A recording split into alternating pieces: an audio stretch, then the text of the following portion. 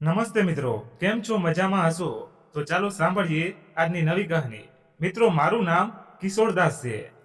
માતા પિતા તેમના બાળકો માટે શું નથી કરતા? તેમના બાળકો માટે પોતાને બરબાદ કરે છે. જ્યારે પિતામાં તડકામાં બળે છે તો માં ચૂલા પર કામ કરીને પિતાનો હાથ સખ્ત અને તીક્ષ્ણ બને છે. તો માના હાથ ચૂલા પર રોટી બનાવીને ઝાલાથી ભરાઈ જાય છે. પણ યુવાન થતા પછી બાળકો તેમના માતા પિતા સાથે શું કરે છે? તેમને ઘરની બહાર કાઢી મૂકે છે, અથવા કેટલાક નબળા બાળકો તેમને વૃદ્ધાશ્રમમાં છોડી દે છે. પરંતુ મારી વાર્તા થોડી અલગ છે. હું દરેક પગલા પર જલીલ થયો, દરેક પગલા પર અપમાનિત થયો, દરેક પગલા પર થાક્યો, દરેક પર મારા પરિવારની ચિંતા કરતો રહ્યો અને વિચાર્યું કે બધું સારું છે. પરંતુ બધું સારું હતું તો પણ મારું હૃદય બેચેન હતું. હું ઘણા વર્ષોથી મારા દેશમાં આવવાનું વિચારી રહ્યો હતો, પરંતુ એકવાર ગયા પછી જવાબદારીઓમાં આવી ગયો, ખરાબ રીતે ફસાઈ ગયો. કદાચ બાળકોની ખુશી માટે, પરિવારની જરૂરિયાતો માટે સમય પસાર થતો ગયો અને આખા 22 વર્ષ વીતી ગયા છે. પહેલાની જેમ મારા શરીરમાં જાન રહી નહોતી, પરંતુ મારા બાળકોને અને મારા પરિવારને જોવા માટે હજી પણ મારી આંખોમાં ઝગમગાટ બાકી હતી. મારા દીકરાને છાતી પર લગાવીને રડવા માંગતો હતો. મારા પુત્રોની સફળતા વિશે જાણવા માંગતો હતો કે આખરે મારા બાળકોએ મારી પાછળ શું કર્યું. મારી પાછળ મારા બાળકોએ કેટલી સંપત્તિ અને આદર કમાયો. હું આ બધું મારી પોતાની આંખોથી જોવા માંગતો હતો. મારા પુત્રોને પણ મારી રૂબરૂ જોયાને ઘણા વર્ષો થઈ ગયા હતા. હવે હું ખુશ હતો. મારો દુબઈથી મારા ઘરે જવાનો સમય પૂરો થયો હતો. હવે મારા જીવનનો ખૂબ મોટો ભાગ અહીં વિતાવીને મારો સામાન ભર્યો અને બાળકો માટે ગિફ્ટ લઈને તેને મળવાની ઈચ્છા મારા હૃદયમાં લઈ હું દુબઈથી નીકળી ગયો. પછી જ્યારે હું પ્લેનમાં બેઠો, એ વાર મારા બાળકો વિશે વિચારતો હતો કે તેમને મળીશ તો હું આવું કરીશ, તેમ કરીશ. મને ખબર નથી કે હું શું કરીશ. હવે તેઓને પણ સંતાન થઈ ગયા હશે. તેમને પણ કહીશ કે હું તમારા દાદા છું. હું ખૂબ ખુશ હતો અને મારા ઘરે ફોન તો કર્યો હતો, હું ઘરે આવી રહ્યો છું તે કહ્યું હતું. તો ચોક્કસ મારા બાળકો મારા આવવા માટે તૈયારી કરી હશે. તે આતુરતાથી મારી રાહ જોઈ રહ્યા છે. પરંતુ કોઈ પણ મને એરપોર્ટ પર લઈ જવા આવ્યા નહીં. જ્યારે હું ફ્લાઇટમાંથી ઉતરી અને એરપોર્ટના ગેટ પર આવ્યો તો મને લાગ્યું કે મારા બાળકો ચોક્કસ મને લેવા આવશે. હું ઘણા સમય સુધી ત્યાં ઊભો રહ્યો, અહીંયા ત્યાં જોતો રહ્યો, પરંતુ મન ઉદાસ થઈ ગયું કે કોઈ પણ પુત્ર મને લેવા આવ્યો નથી. વિચાર્યું કે મારા બાળકો કામ કરે હોઈ શકે છે કે તેમાંથી કોઈને પણ સમય હશે નહીં. આજ જ્યારે હું આખા 22 વર્ષ પછી મારા ઘરે પહોંચ્યો તો જોયું કે તે જૂનો વિસ્તાર, તે જૂની શેરીઓ, તે જ જૂના રસ્તાઓ, બધામાં ઘણો બદલાવ થઈ ગયો હતો. કદાચ તે જૂનો યુગ હતો જ્યારે હું અહીંથી ગયો હતો, પરંતુ હવે સમય ઘણો આગળ વધી ગયો હતો અને ઘણું બદલાઈ ગયું હતું. મારા શહેરમાં આવીને, મારા વિસ્તારમાં જઈને અને મારા દેશમાં આવી ખૂબ જ આનંદ હતો. હવે ઉત્તેજના હતી મારા ઘરે પહોંચી, મારા બાળકોને મળવાની. મારા વિસ્તારમાં પહોંચ્યો તો 2-3 માણસો મને ઓળખી ગયા. રિક્ષામાં બેઠો હતો. રિક્ષામાંથી ઉતરી જ્યારે સામાન ઉતારવા લાગ્યો, તમે જોયું કે મારા વિસ્તારના કેટલાક વૃદ્ધ વડીલો જે મારી ઉંમરના હતા, તેણે મને જોરથી અવાજ કર્યો અને કહેવાનું શરૂ કર્યું, અને કિશનદાસ આવી ગયા. ઝડપથી ચાલીને તે મારી નજીક આવ્યા. તેઓએ મને ગળે લગાવ્યું. મારી આંખોમાંથી આંસુ આવી ગયા. ઘણા વર્ષો પછી તે લોકોને જોઈ રહ્યો હતો. તે લોકો ઘણા ફરી ગયા હતા. તેમના અમે મારા વચ્ચે તફાવત એટલો હતો કે તમારી ઉંમરના હતા, પરંતુ તે ખૂબ જ સ્વસ્થ હતા. વૃદ્ધાશ્રમ તેના પર પણ હતી અને મારા પર પણ હતી, પરંતુ મારા શરીર એકદમ શુષ્ક હાડકા જેવું થઈ ગયું હતું. કદાચ આ બધું સખ્ત મહેનત કરવાનું પરિણામ હતું ને મારા બાળકો માટે દિવસ રાત સખ્ત મહેનત કરીને મારા બાળકો માટે કરી હતી. તેમ તે મારા દેશથી, મારા વિસ્તારથી, મારા ઘરથી દૂર રહ્યું. મારા સાથીદારોને કહ્યું કે હું તમારી સાથે પછીથી વાત કરું છું. મારે હમણાં ઘરની અંદર જવું છે, મારું ઘર જોવું છે, થોડા સમય માટે આરામ કરવો છે. તેને કહેવાનું શરૂ કર્યું, કિશોરદાસ, અમારે તારી સાથે ઘણી વાતો કરી છે. સમયસર અમને જરૂર મળશે. મેં કહ્યું કે હા, ઘણા વર્ષો થયા છે તમારી સાથે બેસીને ખૂબ વાતો કરીને. આટલું કહીને હું મારા ઘરના દરવાજે પહોંચ્યો.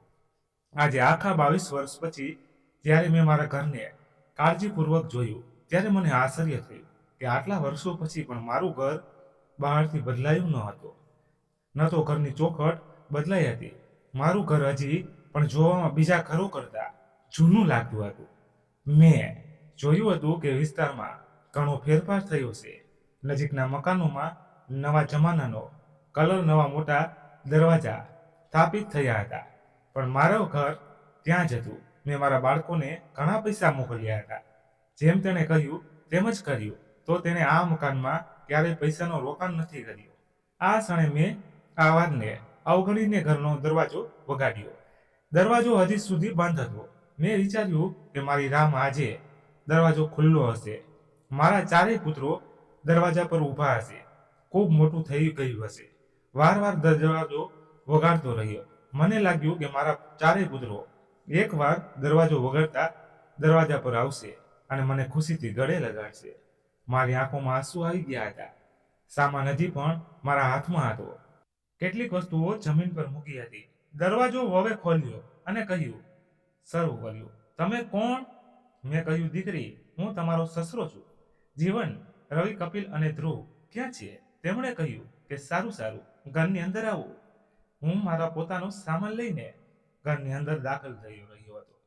કોઈ પુત્રથી એટલું પણ થયું નહીં કે પિતાના આગમનનું સાંભળીને દરવાજા પર આવે, પિતાનો સામાન ઘરની અંદર રાખે.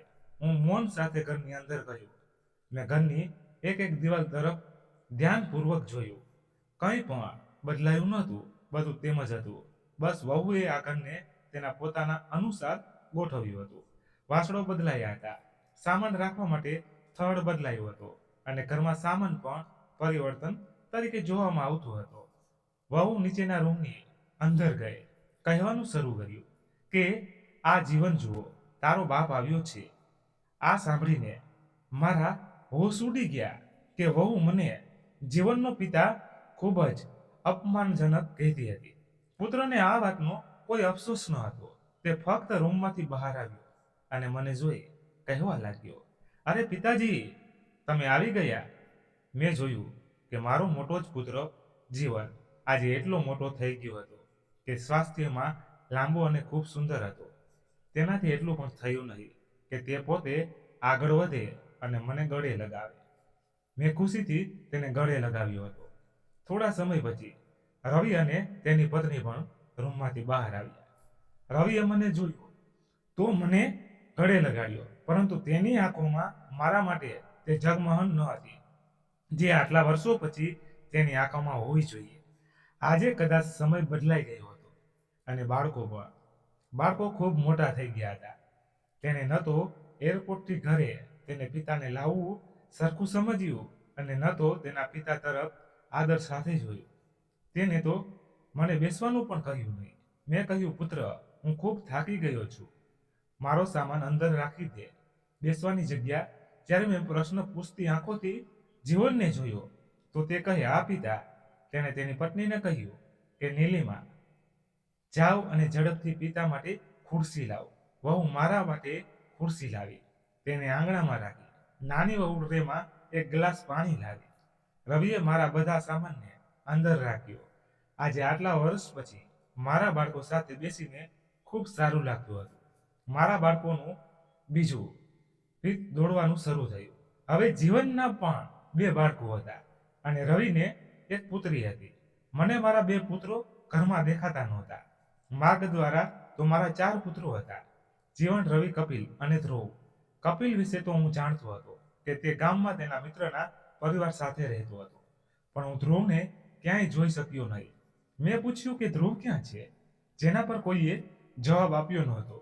કપિલ કહેવા લાગ્યો કે અરે પિતાજી, તમે ધ્રુવ વિશે કેમ પૂછી રહ્યા છો? તમે ખૂબ દૂરથી આવ્યા છો. આરામ કરો. આ ઘરમાં હું મારી પત્નીની સૌથી મોટી ખામી અનુભવી રહ્યો હતો, જેમને મેં 22 વર્ષ પહેલા અહીં જીવનને સાથે છોડી ગયો હતો. મારી આંખોમાં આંસુ આવ્યા. મેં પુત્રોને કહ્યું કે પુત્ર, તમારી માં છોડી ગઈ અને હું છેલ્લી ક્ષણે તેને મળી શક્યો પણ નહીં. હું શું કહું, મેં તમારી માને મળવાનો ઘણો પ્રયાસ કર્યો હતો, પરંતુ કદાચ નસીબે આ સ્વીકાર્યું હતું કે તમારી માં આટલી જલ્દીથી ઉપર ગઈ. જો આજે મને આ ઘરમાં જોત ને તો કેટલી ખુશ હોત. બિચારી દર વખતે મને ફોન પર કહેતી હતી કે હું ઘરે પાછો આવી જાઉં, પરંતુ હું તારી માતાની આ ઈચ્છા પૂરી કરી શક્યો નહીં. હું તેની છેલ્લી બેઠક સુધી તેને મળી શક્યો નહીં. હું તો તેનાથી છેલ્લી ક્ષણે પણ મળી શક્યો નહીં. મારી આંખોમાં આંસુ હતા અને હું મારા આંસુ સાફ કરતો હતો. જ્યારે બંને પુત્રોએ મને દિલાસો ન આપ્યો અને વિચિત્ર આંખોથી એકબીજાને જોવાનું શરૂ કર્યું. પછી આંખો ચોરી કરી, જાણે કંઈક જાણતા હોય અને મારાથી સંતાડતા હોય. જીવને કહ્યું કે બસ પિતાજી, ઉપરવાળાની આ સ્વીકૃતિ હતી. માનું આટલું જીવન લખવામાં આવ્યું હતું. થોડા સમય બેસીને હું મારા બંને પુત્રો સાથે વાત કરતો હતો. પછી નાની વહુ આવી અને એમ કહેવાનું શરૂ કર્યું કે પિતાજી, તમારો રૂટ સેટ થઈ ગયો છે. તમે તમારા રૂમમાં જાઓ અને આરામ કરો. એ વિચાર્યું કે રૂમમાં જઈને હું થોડો સમય માટે આરામ કરું છું, પછી બધાની સાથે ઘણી વાતો કરીશ. મારો સામાન પણ આ રૂમમાં પહોંચાડવામાં આવ્યો, પરંતુ જેમ મેં રૂમમાં પગ રાખ્યો તો જૂની યાદો તાજી થઈ ગઈ. આ તો અમારા ઘરનો તે રૂમ હતો જેમાં એક જંક માલ રાખતા હતા. આ તો ઘરનો સૌથી નાનો રૂમ હતો. મોટા મોટા રૂમોને પુત્રવધુઓ દ્વારા પકડવામાં આવ્યા હતા અને તેમનો સામાન તેમાં રાખવામાં આવ્યો હતો. નાનો રૂમ અને તૂટેલો પલંગ, જેને કદાચ મારા માટે સંભાળીને રાખવામાં આવ્યો હતો. આ પલંગ નીચે લાલ રંગની ઈંટો રાખીને તેને સામાન રાખવામાં આવ્યો હતો. મારા માટે આ રૂમ જોઈને મને આશ્ચર્ય થયું હતું. હું જ્યારે અહીંથી ગયો હતો ત્યારે પણ બાળકોને પલંગ પર સુવડાવતો હતો અને અમે બંને તૂટેલા પલંગ પર સૂતા હતા, તેથી બાળકો મજબૂત પલંગ પર આરામ કરી શકે. અને આજે પણ તે તૂટેલો પલંગ મારા નસીબમાં આવ્યો હતો. મેં કંઈ કહ્યું નહીં. મેં મૌન થઈ રૂમની અંદર પ્રવેશ કર્યો. સખ્ત મહેનતના 22 વર્ષ પછી હવે મારા અંદર વધુ મહેનતની હિંમત નહોતી. બસ હું આરામ કરવા માંગતો હતો, પુત્રો સાથે રહેવા માંગતો હતો. મારો સામાન એક બાજુ રાખવામાં આવ્યો. જીવનના બંને પુત્રો, એક કપિલની પુત્રી મને આશ્ચર્યચકિત સાથે જોઈ રહ્યા હતા અને અજાણ વ્યક્તિ સમજી રહ્યા હતા. જ્યારે મેં તેને કહ્યું કે બાળકો, હું તમારા દાદા છું. જીવનને 2 બાળકો હતા, મોટો પુત્ર અને નાનો પુત્ર. બંને ખૂબ જ નિર્દોષ અને પ્રિય. કપિલની પુત્રી પણ ખૂબ સુંદર હતી. તે બરાબર તેની દાદી પર ગઈ હતી. તેનું નાક એકદમ મારી પત્ની શંકુતલા જેવું હતું. મારા પુત્ર પુત્રીને જોઈને મારી આંખો ભીંજાઈ ગઈ. મેં બાળકોને મારી નજીક કર્યા, તેમને ગળે લગાવ્યા અને તેમને પ્રેમ કરવાનું શરૂ કર્યું. પરંતુ પુત્રોની આંખો મારા બેગ પર હતી. કદાચ તે વિચારી રહ્યા હતા, ખબર નથી કે હવે પિતાજી તેમના માટે કયો ખજાનો ખરીદીને લાવ્યા છે. તે લોકો રૂમની બહાર ગયા અને પોતાની વચ્ચે વાત કરી રહ્યા હતા. મને તેનો અવાજ આવવા લાગ્યો. મારા પુત્રની પત્નીઓ તેને સમજાવવા લાગી કે તમારા પિતા એક મોટો બેગ ભરી લાવ્યા છે, તેથી પિતાનો આદર કરવો. ત્યારે બંને પુત્રો સીધું મોં કરી રૂમની અંદર આવ્યા. મોટી વહુએ આવી અને મારો આશીર્વાદ લીધો. નાની વહુ સમાનમાં ઊભી રહી ગઈ હતી. તે લોકોના શબ્દો તો મેં પહેલેથી જ સાંભળ્યા હતા. મોટી વહુ કહેવા લાગી, પિતાજી, હું તમને ઓળખતી નહોતી. મેં મારા ચહેરા પર થોડી સ્મિત લીધી અને કહ્યું કે કોઈ વાંધો નહીં બેટા. તો મોટી વહુએ કહેવાનું શરૂ કર્યું કે પિતાજી, તમારા માટે રસોઈ બનાવી. તમને શું ખાવાનું ગમે છે? મેં કહ્યું, વહુ, મને ખૂબ ભૂખ લાગી છે. આ સમયે તો છે, તે મને આપ. તો બીજી વહુ કહેવા લાગી કે હા, ગઈ રાતના દાળ ચોખા પડેલા છે, હું ગરમ કરીને તે જ લાવું છું. 22 વર્ષ મેં દુબઈમાં દાળ ચોખા ખાઈને ગુજારો કર્યો હતો. મેં ખૂબ ખર્ચાળ ખોરાક ખાધો નહોતો કે બાળકોની જરૂરિયાતમાં અભાવ ન આવી જાય, તેમના અભ્યાસના પૈસા ઓછા ન પડી જાય અને મને અહીં આવીને પણ દાળ ચોખા મળી રહ્યા હતા. મને આ વાત પર દિલગરી થઈ ગઈ. વહુએ મારી આગળ ભોજન રાખ્યું હતું. આંખોમાંથી દાળ ચોખા ખાતા ઘણી વખત આંસુ વહેતા હતા, પણ હૃદયને નિયંત્રણ કર્યું. 22 વર્ષ પહેલાને 22 વર્ષ ધાર્યા, પછી પણ સમય સમાન હતો. વિદાય લેતા પહેલા દાળ ચોખા ખાઈને ગયો હતો, કારણ કે પરિસ્થિતિ સારી નહોતી. દુબઈમાં પણ દાળ ચોખા ખાધા હતા, જેથી પરિસ્થિતિ ઘરે સારી થઈ શકે, અને આવીને પણ દાળ ચોખા મળી રહ્યા હતા. બાળકોને મારા આગમનની પહેલેથી જ ખબર હતી, કેમ કે તેને આટલી ખબર નહોતી કે ઘર આવેલા મહેમાનો માટે રસોઈ કરી લઈએ, અને હું તો ઘણા વર્ષો પછી અહીં આવ્યો હતો. કદાચ મારા નસીબમાં આ સમાન તૂટેલો પલંગ અને દાળ ચોખા લખાયેલા હતા. કદાચ હું મારા નસીબમાં લખાવી આવ્યો હતો. મને મારી પત્ની શંકુતલાની યાદ વારંવાર આવતી હતી. મને તે 22 વર્ષ પહેલાના દિવસો યાદ આવ્યા, જ્યારે અમારા ઘરની પરિસ્થિતિ ખૂબ ખરાબ હતી. મારા 4 પુત્રો, જીવન, રવિલ, કપિલ અને ધ્રુવ, નાના હતા. તેને પેટ ભરીને ખોરાક પણ મળતો નહોતો. હું ઈચ્છતો હતો કે મારા બાળકો ગરીબી સાથે આ દુનિયામાં ન રહે, ભણી ગણીને સફળ થઈ જાય. હું ખેતોમાં કામ કરતો હતો, ઝડપથી કામ કરતો હતો. તેમ છતાં માલિક મને ઠપકો આપતો, કહેતો કે તારા હાથ ઝડપથી કામ કરતા નથી, ઝડપથી કામ કર. માલિક કામ પર તું લેતો, પણ ખૂબ ઓછા પૈસા આપતો. પછી મેં ખેતરોમાં કામ કરવાનું મૂકી દીધું અને મજૂરી કરવાનું શરૂ કર્યું. હું સિમેન્ટના બ્લોક ઉપાડી અને તેને નવી બનાવનાર બિલ્ડિંગમાં મૂકી રહ્યો હતો. તે સમયે શરીરમાં ઘણું જીવન હતું, કારણ કે મજૂરી સિવાય મને બીજું કોઈ કામ આવડતું નહોતું. પરંતુ મજૂરીના કોઈ વિશેષ પૈસા મળતા નહોતા.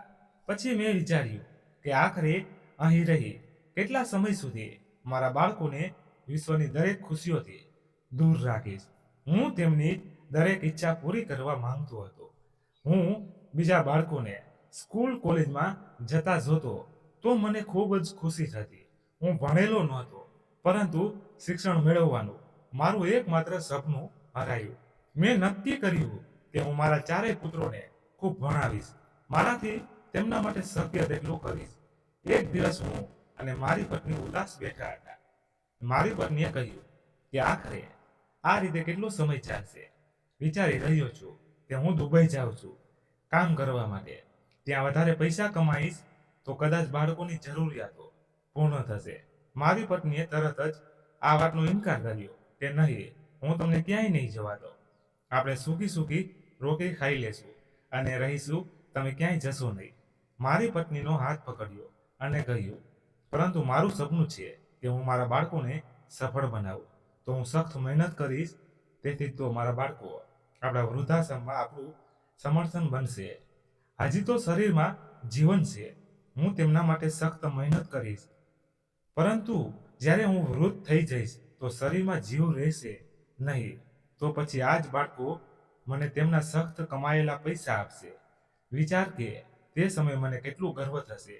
મારી પત્નીએ કહેવાનું શરૂ કર્યું, તમે સાચું કહો છો, અહીં કંઈ રાખ્યું નથી, પરંતુ મારા બાળકો નાના છે. હું તમારાથી કેવી રીતે દૂર રહીશ, અને આ બાળકો તમારાથી કેવી રીતે દૂર રહેશે? મેં કહ્યું કે તું ચિંતા ન કર, બધી આદત પડી જાય છે. મારી પત્નીએ જેમ તેમ તેના ઘરેણાં વેચીને મને દુબઈ જવાની વ્યવસ્થા કરી દીધી. પછી હું દુબઈ આવ્યો અને અહીં કામ કરવાનું શરૂ કર્યું. તે સમયે મારી પત્ની શંકુતલા પણ યુવાન હતી, ખૂબ સુંદર હતી. શાળામાં બાળકોનો પ્રવેશ કરવામાં આવ્યો. બાળકોએ શાળામાં અભ્યાસ કરવાનું શરૂ કર્યું. મારી પત્નીએ તે સમયે પણ કહ્યું હતું, તેમ કરો, બાળકોને કોઈ કુશળતા શીખાવો, જેથી તમારો હાથ દઈ શકે તો ઘરના ખર્ચમાં પણ થોડું સરળ થશે. પણ ઈચ્છતો નથી કે મારા બાળકો મહેનત કરે. હું ઈચ્છું છું કે મારા બાળકો સારું શિક્ષણ મેળવે, શેઠની જેમ ખુરશી પર બેસે, સારા કપડામાં કોમ્પ્યુટર ચલાવે. મારા બાળકોનું ખૂબ નામ હોય, તેથી હું જાતે બધી મહેનત મજૂરી કરીશ. હું દુબઈ જઈ રહ્યો છું, ત્યારથી પૈસા મોકલતો રહીશ. શંકુતલા જોજે, મારા પ્રસ્થાન પછી તારે તેમની ખૂબ કાળજી લેવી પડશે. તેથી શાળાની ફ્રી બધા કામ પહેલા ચૂકવણી કરજે. તેના અભ્યાસમાં કોઈ અવરોધ ન આવવો જોઈએ. પ્રથમ તેની ફ્રી ભરી અને પછી ઘરની કોઈ પણ ખર્ચ જોવો. આજે જો આ લોકોએ ભણ્યા અને જો તેમને સારી નોકરી મળી ગઈ તો કાલે આપણે વૃદ્ધાવસ્થામાં સારું બનશે. મારી પત્ની મારા શબ્દોને સમજતી હતી, પણ તે મારાથી દૂર જવા ઈચ્છતી નહોતી. હું તેને ખૂબ મુશ્કેલીથી સમજાવીને દુબઈ આવ્યો હતો. હું આખા 22 વર્ષના વિઝા પર દુબઈ ગયો હતો. તે ખૂબ લાંબો સમય હતો. હું જાણતો હતો કે મારી બધી યુવાની તેમાં જ નીકળી જશે. જોકે તે સમયે મારી પત્ની ખૂબ રડતી, મને વિદાય આપવાથી ખૂબ અટકાવતી. તે કહેતી કે હું તમારા વિના આ 4 બાળકોની કેવી રીતે સંભાળીશ, અને હવે સૌથી મોટો તો ફક્ત 13 વર્ષનો જ થયો છે. મને ખબર નથી હવે તમે ક્યારે પાછા આવશો, બધું એકલી કેવી રીતે સંભાળીશ. પરંતુ મેં તેને ઘણું સમજાવ્યું હતું. તેને કહ્યું હતું કે જો આપણે આજે આપણા બાળકો વિશે ન વિચાર્યું તો આપણે કાલે શું જવાબ આપીશું, કે આપણે તેમના માટે કોઈ પ્રયત્ન કર્યા નથી. આ ક્ષણે ધૈર્યનો ઘૂંટણ પીતી વખતે હું દુબઈ આવ્યો અને અહીં હું મજૂરી કરવા લાગ્યો, કારણ કે મને મજૂરી કરતા જ આવડતું હતું. પણ ત્યારે હું યુવાન હતો. ગામડાનું સાચું ઘી અને દૂધ પીતા પછી હું યુવાન થયો હતો. શરીરમાં ઘણી શક્તિ હતી. રાત્રે 12 વાગ્યા સુધી પણ કામ કરતો. અહીં પણ જ્યારે નવી બિલ્ડિંગ બનાવવામાં આવતી ત્યારે તેની એક ટ્રકથી ઉપાડીને તેને બિલ્ડિંગની અંદર રાખતો. મને કામ કરીને જેટલા પૈસા મળતા તે બધા પૈસા હું મારા ઘરે મોકલતો. પ્રથમ તો મારી પત્નીનું ખાતું ખોલાવ્યું હતું. પૈસા પત્ની પાસે જતા હતા, પણ જેમ મોટો પુત્ર 18 વર્ષનો થયો તો તેણે પોતાનું ખાતું ખોલ્યું. પછી મેં તેના ખાતામાં પૈસા મોકલવાનું શરૂ કર્યું. 1-2 મહિના પછી પત્ની સાથે ફોન પર વાત થતી, તે પણ ખૂબ જ નાની. હું તેને કહેતો કે તું કેવી છો, બાળકો કેવા છે. વધુ નકામી વાતો ન કરીને ફક્ત કામ વિશે વાત કરશો, કે તું બાળકોની શાળાની ફી સમયસર જમા કરી રહી છે. એવું બને નહીં કે સમયસર ફી જમા ન કરવાથી બાળકોને કોઈ સમસ્યા થાય, તેના અભ્યાસ વ્યવસ્થિત આવે. મારી પત્ની કહેતી કે તમે આ બધી વાતો મૂકો, તમે ફક્ત તે જ વાત કરો છો. મને તમારું કહો, તમે મને આ બધા વિશે પૂછવાનું બંધ કરો. ફક્ત આટલી જ વાત થતી હતી. ત્યાં સુધીમાં ફોન કપાઈ જતો હતો. તે સમયે બીજી વાત પર ફોન હતી, તેથી એકબીજાથી વેદના અને પીડા સાંભળવાનો કોઈ સમય મળતો નહોતો. બાળકો વિશે માત્ર ચિંતા હતી. બાળકો મહત્વપૂર્ણ હતા, તેથી બાળકો વિશે વાત કરવામાં આવતી અને ફોન બંધ થઈ જતો. પરંતુ ફોન બંધ થતાની સાથે જ મારી આંખોમાંથી આંસુ છલકાવા લાગતા. મારા પરિવારને ખૂબ યાદ કરતો અને સૌથી વધુ ચિંતા મારી પત્નીની હતી, જે પોતાના વિશે કંઈ પણ કહેતી નહોતી. મારા વિશે જાણવાનો પ્રયત્ન કરતી તો એટલો સમય નહોતો કે અમે ફોન પર લાંબી વાત કરી શકી. જેવો હું રડતો, મારી પત્ની તે જ રીતે રડતી. તે મને ખૂબ યાદ કરતી. અમે બંને પસંદગીથી લગ્ન કર્યા હતા. અમે બંને સાથે રહેવા, સાથે જીવવા, સાથે મૃત્યુ પામ્યાના વચનો કર્યા હતા. પરંતુ સમય અને પરિસ્થિતિ એવી બની ગઈ કે બાળકો ખાતર અમારે શું કરવું પડતું. શરૂઆતના દિવસોમાં તો બાળકો પણ ખૂબ દુઃખી થતા. મારા જવાથી તેમના પણ ઘણો ફરક પડ્યો. ત્યારે બાળકો સાથે ફોન પર ફક્ત 1 જ સેકન્ડ વાત થતી. હું તેમનો મારો અવાજ સંભળાવતો, પણ સમયની સાથે કદાચ તે તેના પિતા વિના રહેવાની ટેવ તેને પડી ગઈ. પછી પસાર થતા સમય સાથે તેના હૃદયમાં તેના પિતાનું મહત્વ ફક્ત એટલું જ રહ્યું કે તેના પિતા તેની જરૂરિયાતો પૂરી કરવા માટે એક મશીન બની ગયા.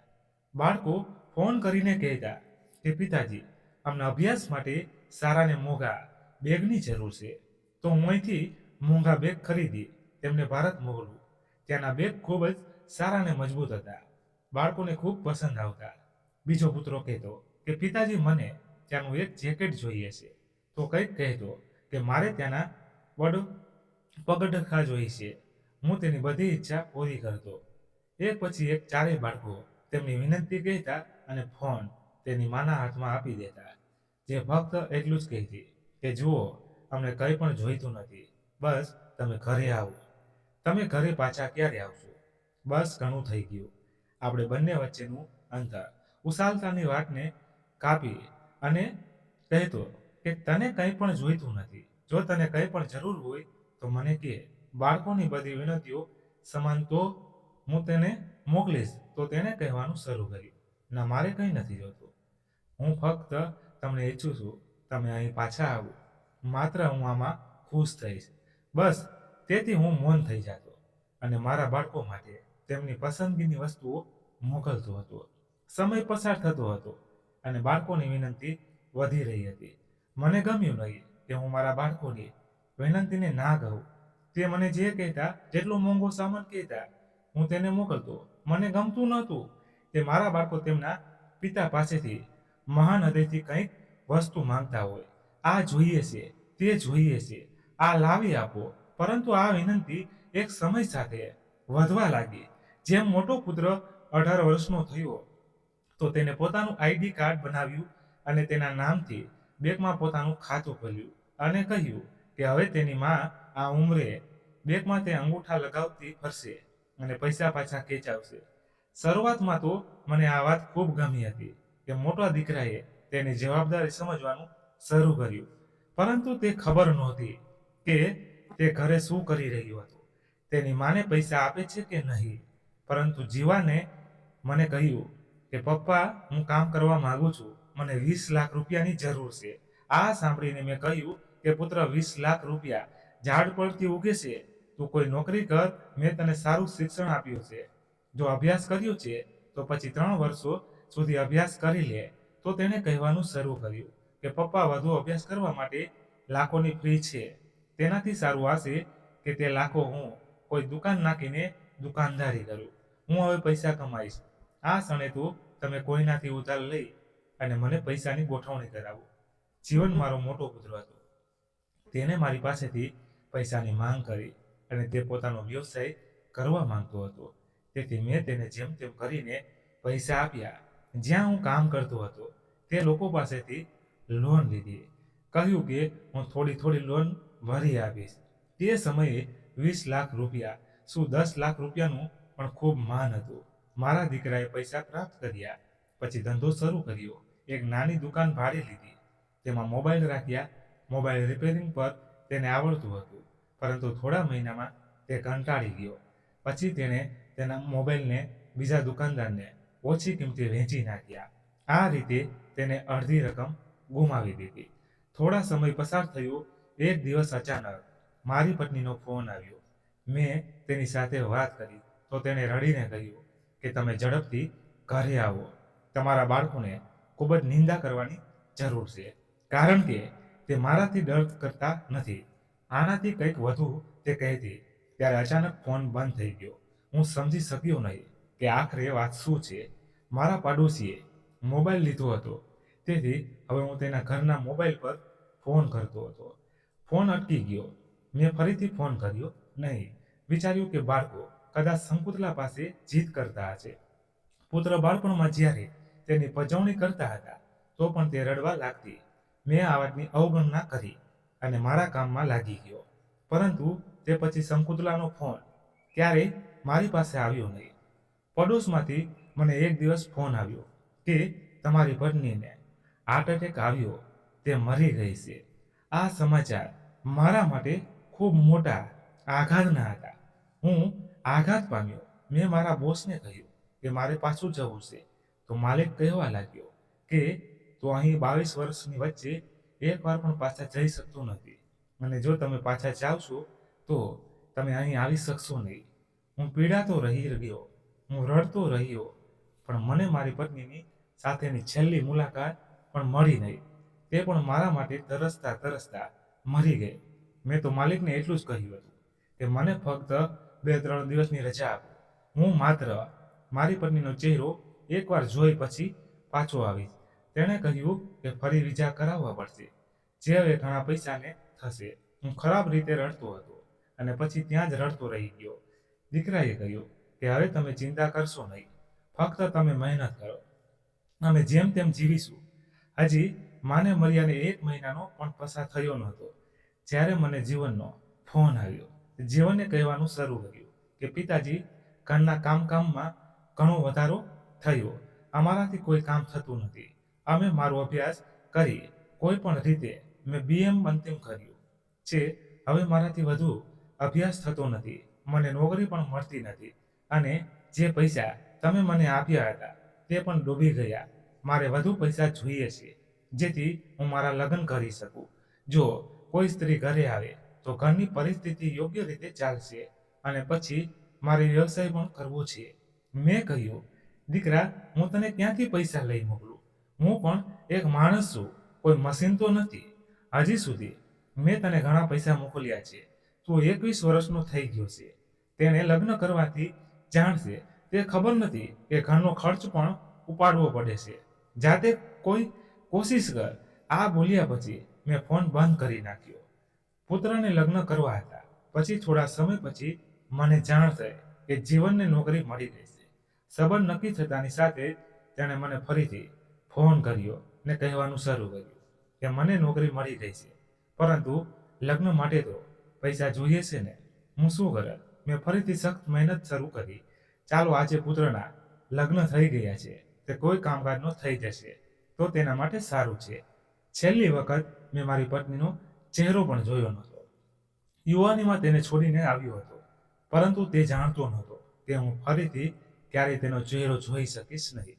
મેં મારી જાતને કેટલા પૈસા જમા કર્યા હતા, કંઈક ઉધાર લઈને મોટા પુત્ર જીવનને મોકલ્યા, જેનાથી તેણે લગ્ન કર્યા અને ધંધો પણ શરૂ કર્યો. તેની પત્ની એમ તો સારી હતી, પરંતુ ખૂબ હોશિયાર હતી. તે તેના કામ માટે ઉપસાવતી હતી, પરંતુ તેના દેવનને સહન કરતી નહોતી. તે કહેતી કે હું તેને નોકરાણી બનીને રહીશ નહીં, જે તેમને નાસ્તો અને ખોરાક બનાવીને આપે અને આ ઘરમાં બેસીને પલંગ તોડે. મારો નાનો પુત્ર જવાબદાર હતો, ધ્રુવ, પરંતુ તેણે હજુ સુધી તેના પિતા સાથે વાત કરી નહોતી. પછી એકવાર મને કપિલનો ફોન આવ્યો. તેણે કહ્યું કે પિતાજી, હું પણ લગ્ન કરવા માંગુ છું. ભાભીના ખૂબ નખરા છે, ખોરાક પણ યોગ્ય રીતે આપતી નથી.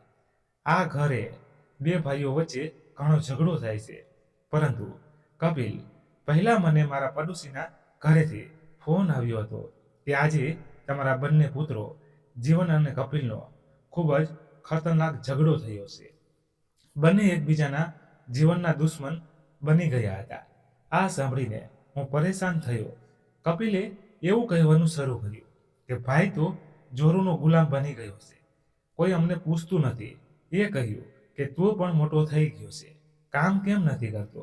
તેણે કહેવાનું શરૂ કર્યું કે ખૂબ સારા પિતા, તમે મોટા ભાઈને પૈસા મોકલ્યા ને તેના લગ્ન કરાવ્યા, તેનો ધંધો પણ કરાવ્યો. જો મારો આવ્યો તો કામનું કહી રહ્યા છો. હું પણ લગ્ન કરીશ, જેથી મારી પત્ની આ ઘરની સંભાળ રાખે, અમને ખોરાક આપે. ભાભી ખૂબ જ ખરાબ સ્ત્રી છે. તમે કાલે અહીં આવશો ત્યારે તમે જાણશો. પહેલા દેણું પ્રથમ મારા ઉપર ઉતર્યું ન હતું કે ફરીથી મારું દેણું લેવાની ફરજ પડી.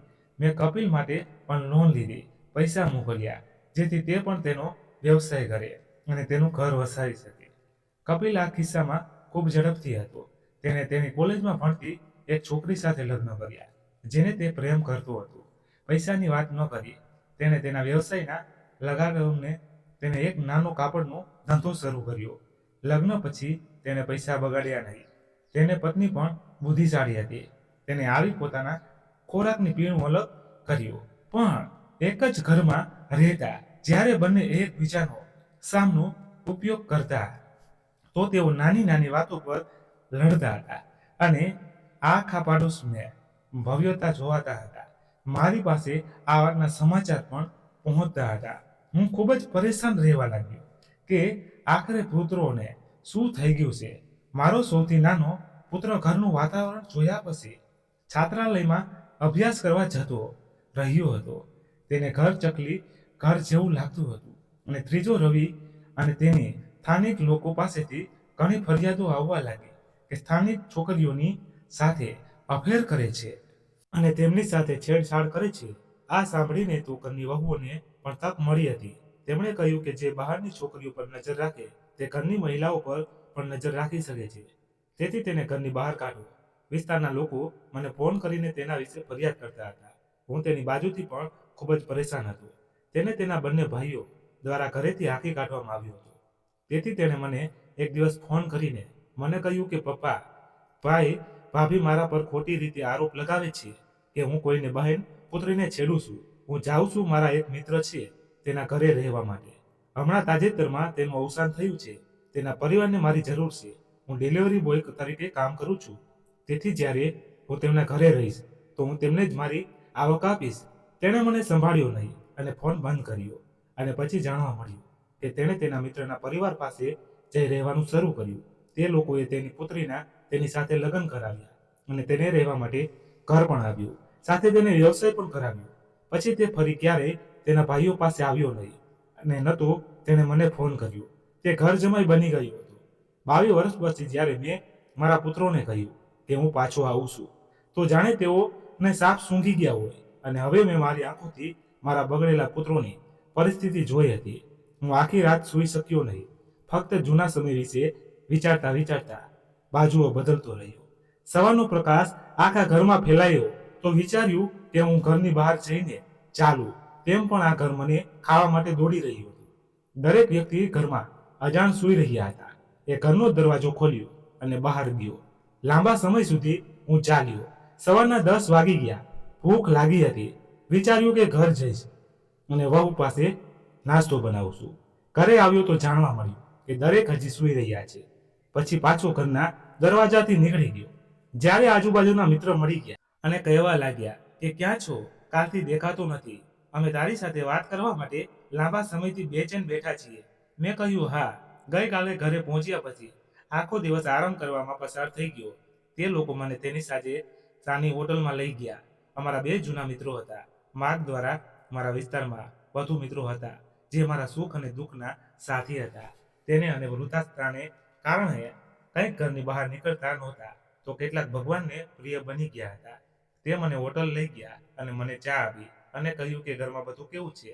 મેં કહ્યું કે બધું સારું છે. પછી તેણે મને કહેવાનું શરૂ કર્યું કે તારા બાળકોએ તારી પત્ની સાથે ખૂબ ખરાબ કર્યું હતું. મને આ સાંભળીને આશ્ચર્ય થયું. મેં કહ્યું શું મતલબ છે તારો?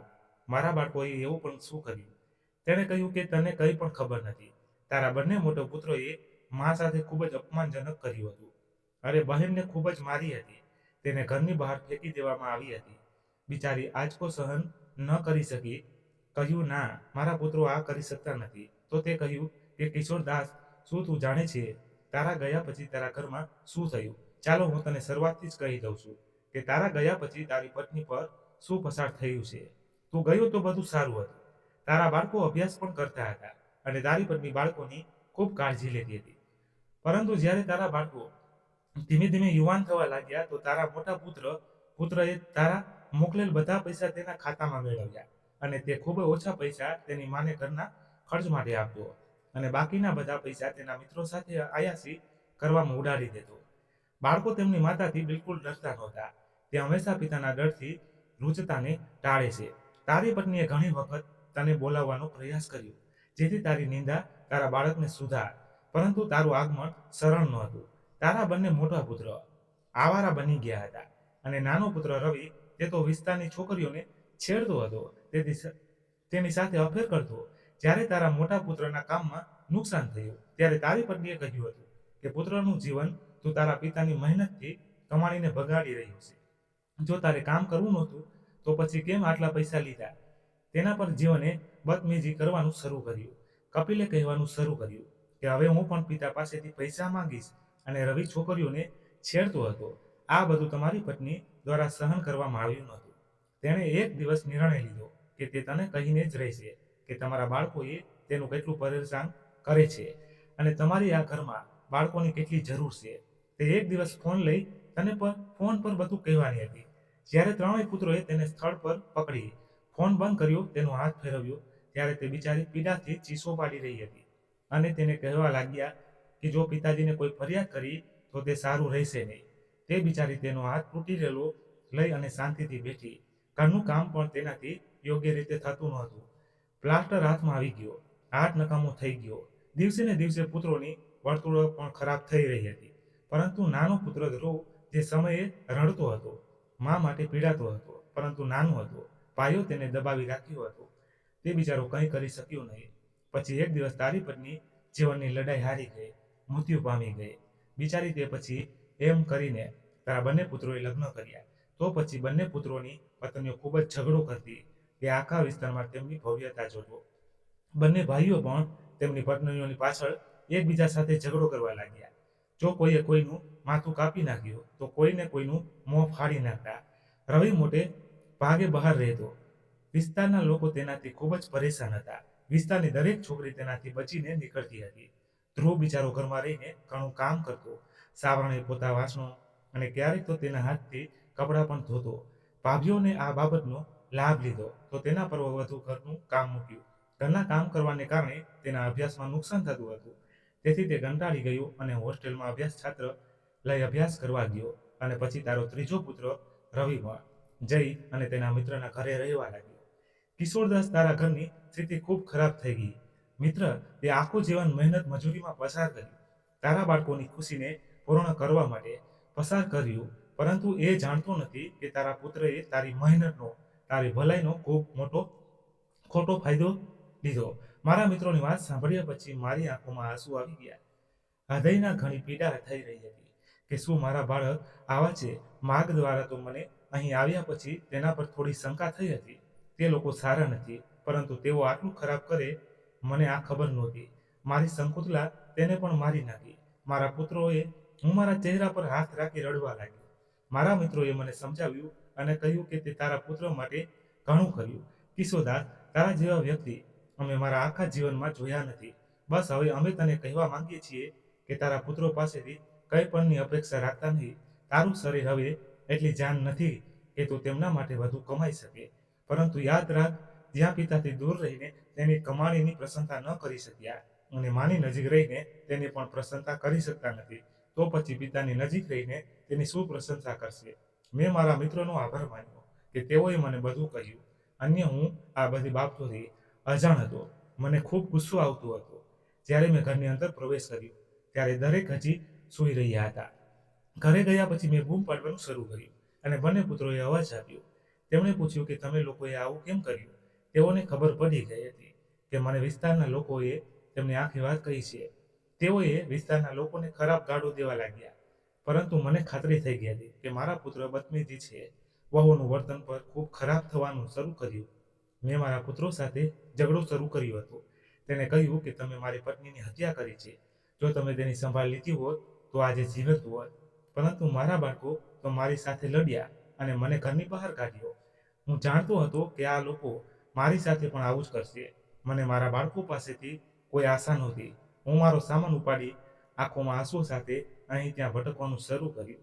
આખા જીવન મારા પુત્રની ખુશીની સંભાળ લેતા મને આવા જોવા મળ્યું. મેં મારી સાથે આ થનાર અકસ્માતથી એટલી શીખી ગયો હતો કે બાળકો હોય અથવા કોઈ પણ વિશેષ સંબંધ હોય, જો તમે કોઈના માટે તમારા જીવનનું બલિદાન આપો તો પણ લોકો તેનો અહેસાન માનતા નથી. હું તો રડતો રડતો ઘરની બહાર આવ્યો હતો.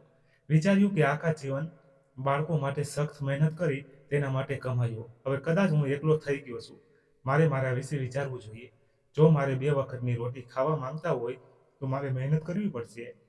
જો મારા નસીબમાં દિવસ અને રાત સખત મહેનત લખી છે તો પછી મારે આગળ પણ તે જ કરવું પડશે. મેં ફરીથી મજૂરી કામ કરવાનું શરૂ કર્યું. મારો સામાન એક તરફ મૂક્યો અને જે કામ મળ્યું તે કર્યું હતું. એક બાજુ મારો સામાન રાખ્યો અને જે કામ મળ્યું તે કર્યું. મને આ રીતે 2-3 દિવસ પસાર થઈ ગયા હતા. જ્યારે એક દિવસ અચાનક કોઈએ મને અવાજ આપ્યો. પિતાજી, મેં તરત જ પાછું જોયું તો એક યુવાન છોકરો પાછળ ઊભો હતો. હું તેને ઓળખી શક્યો નહીં કે તે કોણ છે. તેણે ફરી કહ્યું કે પિતાજી, હું તમને અવાજ આપી રહ્યો છું. મેં ચોંકીને તેની તરફ જોયું તો તે ધીરે ધીરે નજીક આવ્યો અને કહ્યું, બસ કરો પિતાજી, મહેનત કરશું. તેણે મારા હાથમાંથી ઈંટો લીધી અને કહેવા લાગ્યો, બસ હવે તમારે મહેનત કરવાની કોઈ જરૂર નથી. હું તમારો પુત્ર ધ્રુવ આવ્યો છું તમને મળવા માટે. મને તેની વાત સાંભળીને આઘાત લાગ્યો હતો. તે મારો પુત્ર ધ્રુવ હતો. તેણે મોંઘો સૂટ બૂટ પહેર્યો હતો, મોટી કારમાં આવ્યો હતો. મેં તેને મારા હાથથી સ્પર્શ કરતા જોયો. મેં કહ્યું, દીકરા. તું તેને કહ્યું કે હા પિતાજી, તમારો પુત્ર, તમારો સૌથી નાનો અને પ્રિય પુત્ર, જેને કદાચ તમે 4 વર્ષની ઉંમરે જ જોયો હશે. પણ હું હજી પણ મારો ફોટો મારી છાતીની આસપાસ રાખીને ફરું છું. તમને દરરોજ જોઉં છું, તમને દરરોજ યાદ કરું છું. તમે ક્યારે આવ્યા? મને તો તમારા આગમનની જાણ ન થઈ. તમે આવ્યા પછી પણ મજૂરી કરી રહ્યા છો. હું ત્યાં તડકામાં ઊભો હતો તો મારા પુત્રએ ઝડપથી મને તેની સાથે તેની કારમાં લઈ ગયો અને મને એક મોટી હોટલમાં લઈ ગયો. તેણે કહ્યું કે પિતાજી, આ હોટલ મારી છે. આ સાંભળીને હું ચોંકી ગયો. મેં કહ્યું, દીકરા, તું આવો મોટો માણસ બની ગયો છે? તેણે કહ્યું, હા પિતાજી, કારણ કે મેં મારા ભાઈઓની જેમ તમારી મહેનતના પૈસા બગાડ્યા નથી.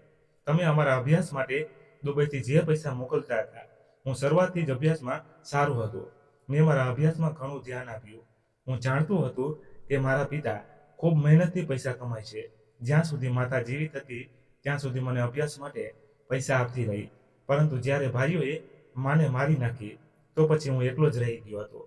હું આગળ શિષ્યવૃત્તિ પણ ભણતો રહ્યો, હોસ્ટેલમાં રહ્યો, નાની મોટી નોકરી પણ કરી, તો પણ અભ્યાસ કરવાનું ચાલુ રાખ્યું.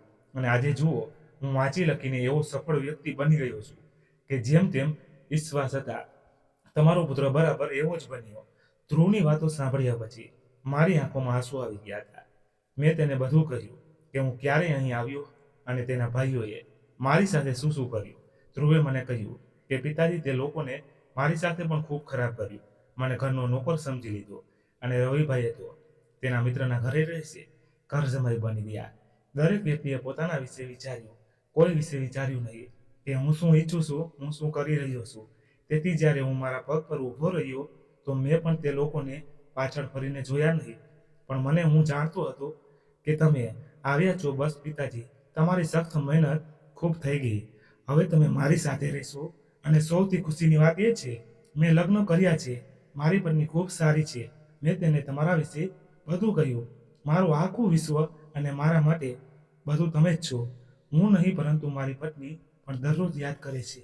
હવે તમે મારી સાથે ચાલો ને હવે તમે તમારા ઘરે રહેશો, કારણ કે ઘર મારું નથી પણ તમારું છે. તમે તો અમારા માટે ખૂબ મહેનત કરી હતી. પુત્રના શબ્દો સાંભળીને મારી આંખોમાં આંસુ આવી ગયા.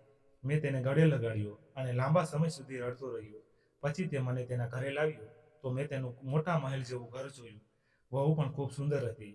તેને મને ખૂબ માન આપ્યું અને મારા પગને સ્પર્શ કરીને આશીર્વાદ દીધા.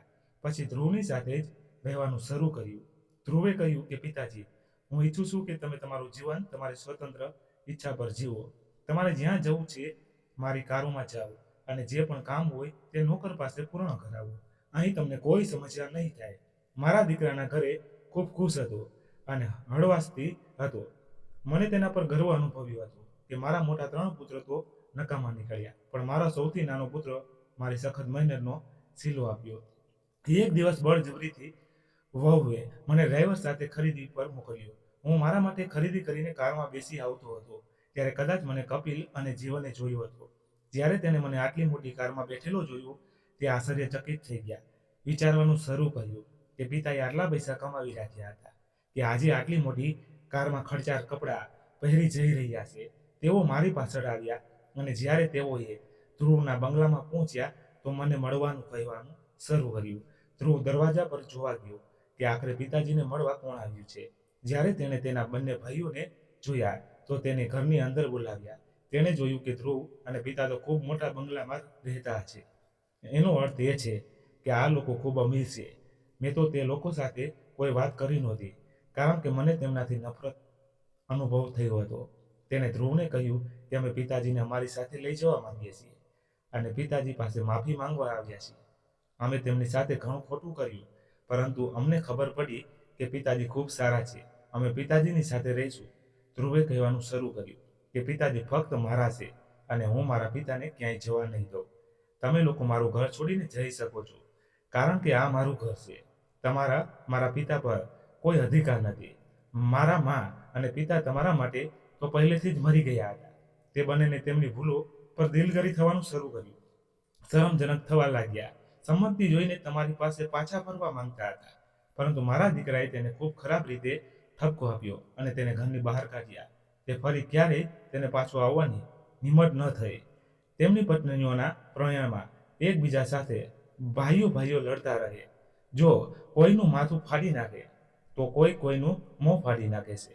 બંને ભાઈઓ એકબીજાને અપમાન કરવા માટે કોઈ કસર છોડતા નથી. બીજી બાજુ રવિ હજી પણ તેના સાસરાનો ગુલામ બનીને તેનું જીવન જીવી રહ્યો છે અને ગર્વ અને પાક સાથે હું આ ઘરમાં મારા નાના પુત્ર ધ્રુવ સાથે રહું છું, જેણે મને આખા જીવનની સખ્ત મહેનતનો સિલો આપ્યો.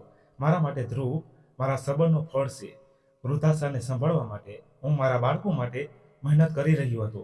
મને તે મારા 3 મોટા પુત્રો પાસેથી મળ્યું નથી, પણ મારા નાના પુત્રોએ મને ગર્વથી મારું માથું ઊંચું કર્યું. આજે પણ હું તેના ઘરે રહું છું અને તે મને ખૂબ પ્રેમ કરે છે. મને તેનું બધું માને છે અને મારા મોંમાંથી તેના માટે ફક્ત આશીર્વાદ અને પ્રાર્થનાઓ જ આવે છે. અને કદાચ મારી પ્રાર્થનાની અસર છે કે તેનો વ્યવસાય દિવસે ને દિવસે વધતો જાય છે. મિત્રો, કહાની અહીંયા સમાપ્ત થઈ છે. આશા રાખું છું કે તમને ગમી હશે. તો એક લાઈક કરી દો અને તમારા દોસ્તો સાથે શેર કરો અને તમારી કહાની વિશે શું કહેવું છે તે કોમેન્ટ કરીને જણાવો. તો ચાલો ફરી મળીએ નવી કહાની સાથે. ત્યાં સુધી બધા મજા કરો. Thank you. Bye bye.